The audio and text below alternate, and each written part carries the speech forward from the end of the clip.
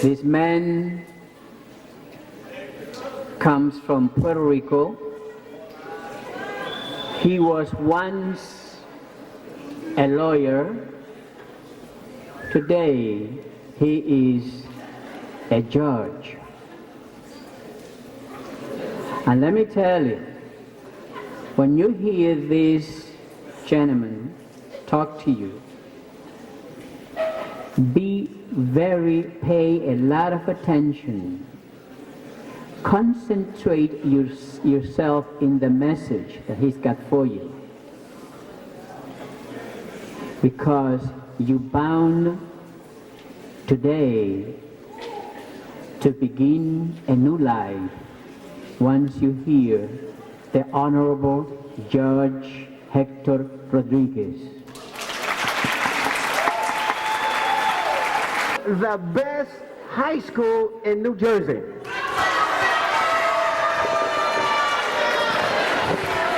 I can't hear you. Hoboken High School? Is this Hoboken High School?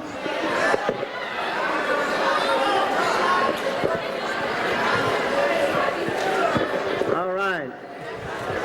Now I see a lot of you. I see a lot of you right now. I see you graduating from college, from university. I see some of you going to medical school. I see some of you going to law school, becoming accountants, lawyers, and some of you even teachers. All right. Let's hear it from the teachers.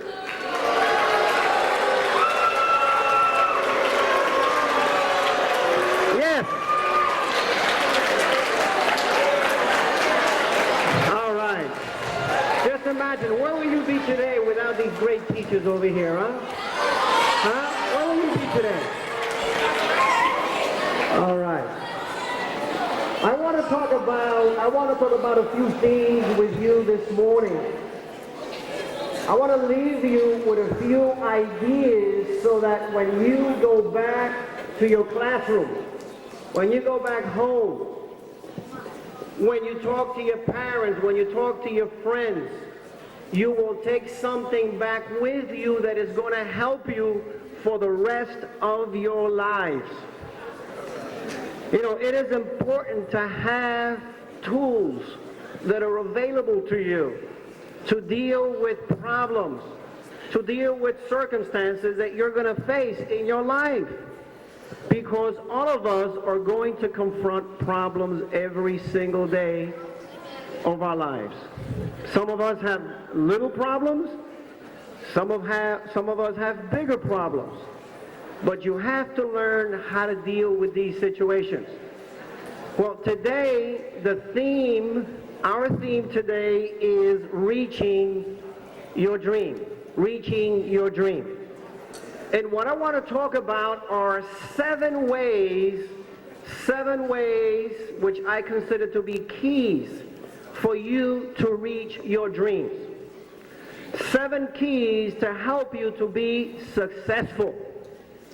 After all, who wants to be unsuccessful? Nobody. Everybody wants to be successful.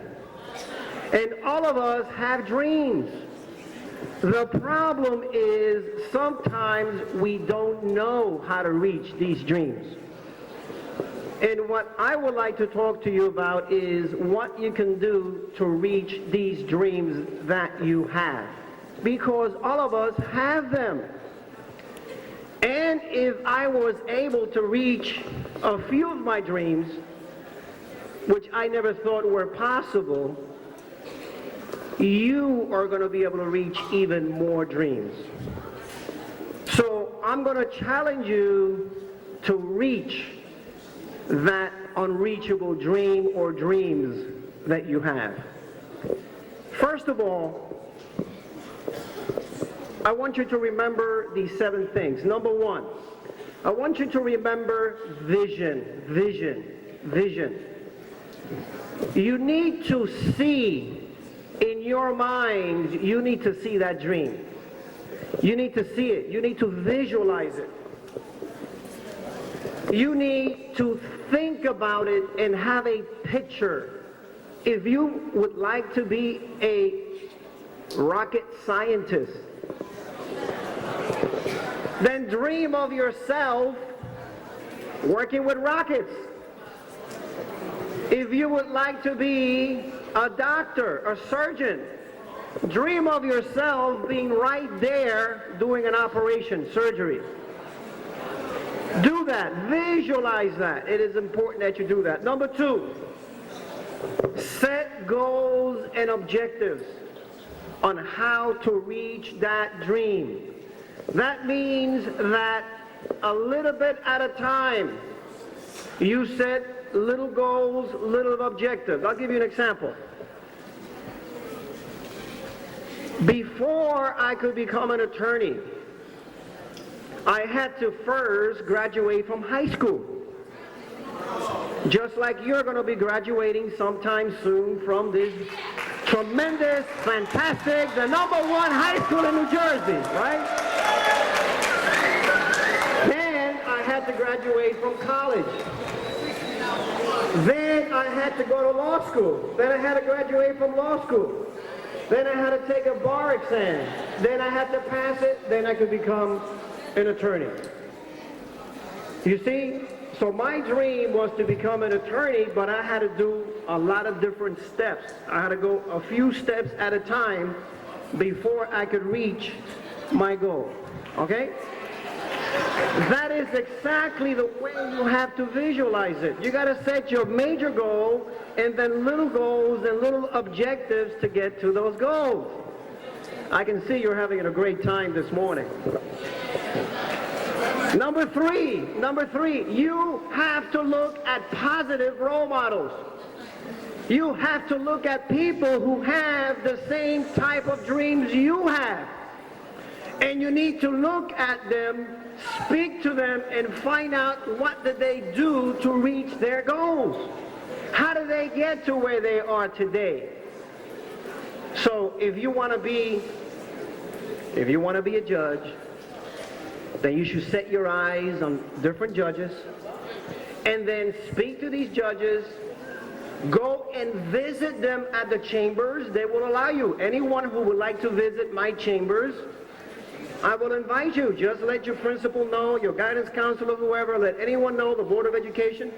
They can get in contact with me, and I could take you to the courthouse. You could sit and watch a trial. You can come in, speak to the attorneys, and I'll give you a nice little day trip if you would like to do that. But you need to find good role models. A role model is just not anyone. Unfortunately, today, some of us, or some of you, put your eyes on the wrong role models. So you need to find people such as your parents, your teachers, your ministers, your brothers, your sisters, and people who are in those situations that you would like to be in. Number 4, don't follow the crowd. Don't follow the crowd. It's very important, you know. Don't just follow your peers, whatever they're doing. They're hanging out, they're doing this, they're doing that. Don't waste your time. Make sure that what you do each day, it is towards reaching your goals, to reaching your dream. Number 5, learn to make good decisions. Learn to make good decisions. That means you have to analyze the situation. You have to look at alternatives and then make the decision that's going to help you to reach your dream, your goals. Number 6, stay away from illegal drugs. Say no to drugs. Stay away from crime. I'd rather see you here than see you in the court. Because when I see you in the court, then I'm going to put you away in jail. And you don't want that, right? You want to be free, right? That's right. And number 7, You need to stay in school. You need to stay here at Hoboken High School. You need to graduate, and then you need to apply to some good universities, some good colleges, and continue your education. So these are the 7 keys that I think you should remember. Now, you should be part of changing the statistics that we have seen over the past 10, 20, 30 years. When I went to law school, the dean of the law school got together all the Afro-American students and all the Hispanic students in one room before we started school in August, my first semester in law school. He sat us down, about 20 of us, and he said, by next May, 90% of you are going to flunk out. That's what he said. 90% of you Hispanics and Afro-American students here at the law school are going to flunk out by next May. And let me tell you, 99% flunked out.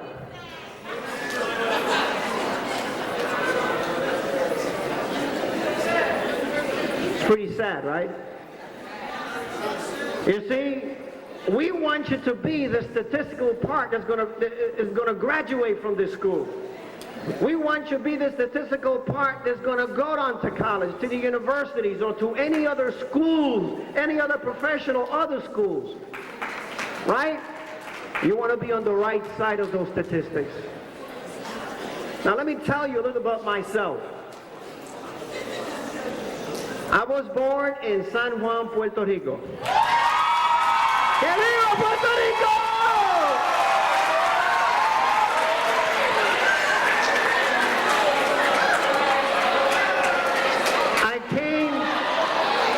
I came with my parents to the United States when I was 9 years old.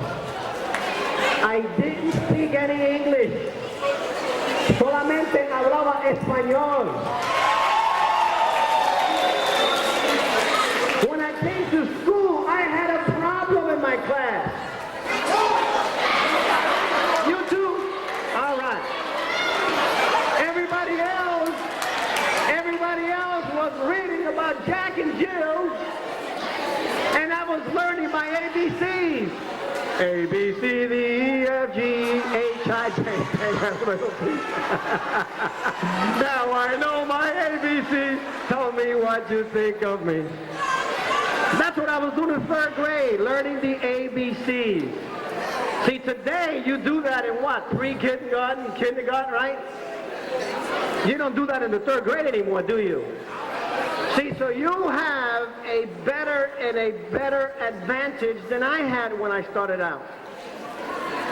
I didn't know how to speak English, and I'm still learning.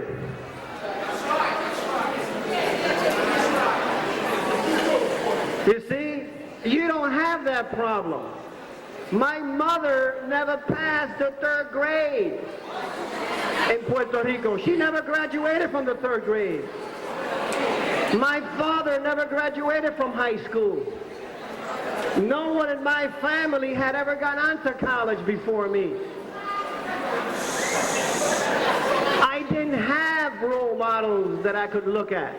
At that time, when I was going to high school, we didn't have people like Eliana and like some of the other people that you can look at to be role models. Because in the whole state of New Jersey, there was only one Hispanic attorney in the whole state. When I was in college, there were only 3 Hispanic attorneys in the state of New Jersey. Today, we're proud to say that we have thousands of Hispanic attorneys in the state of New Jersey.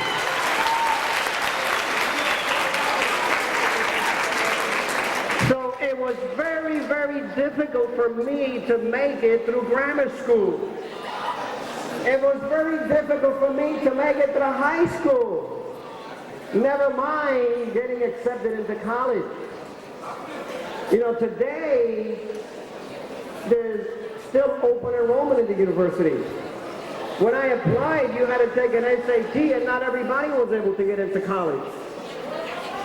And I didn't have any money to study. My parents didn't have any money to send me to university. And there were no programs to pay for my education. So I joined the United States Air Force. And I served the United States Air Force during the Vietnam War. And when I got discharged from the Air Force through the Bill of Rights, through the GI Bill, through the GI rights, I was able to go to the university and they paid my studies. And let me tell you, I studied day and night to catch up. I graduated from Montclair State University. Good school, right? Yeah. Graduated from Montclair State University in 3 years. I applied to law school. I didn't have any money to go to law school. But thank God they gave me a full tuition scholarship to go to law school. See, you can also do that too. There's more opportunities today than ever before. You know, you are living in a new century. You're living in a century where there is a lot of opportunities. Education is at the forefront of the issues that are being discussed in America today. You have a lot of opportunities to get a good education. You have a lot of opportunities to go out there and be successful. I don't want to see you when I'm wearing this.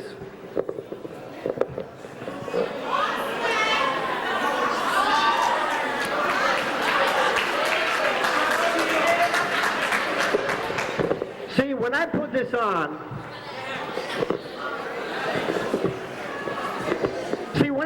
I'm not a nice guy anymore. See, then I'm not saying, please go to school. Then I'm not saying, please stay away from drugs. I'm talking to you on how you can be successful, right? I hope so. I hope so. You know, court is something that you really want to stay away from. You really want to stay away from court. You want to be able to resolve your own problems. You want to be able to deal with whatever you're dealing with.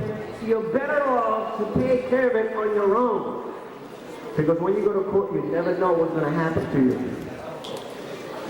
If you get a criminal record, it is going to prevent you from getting certain jobs.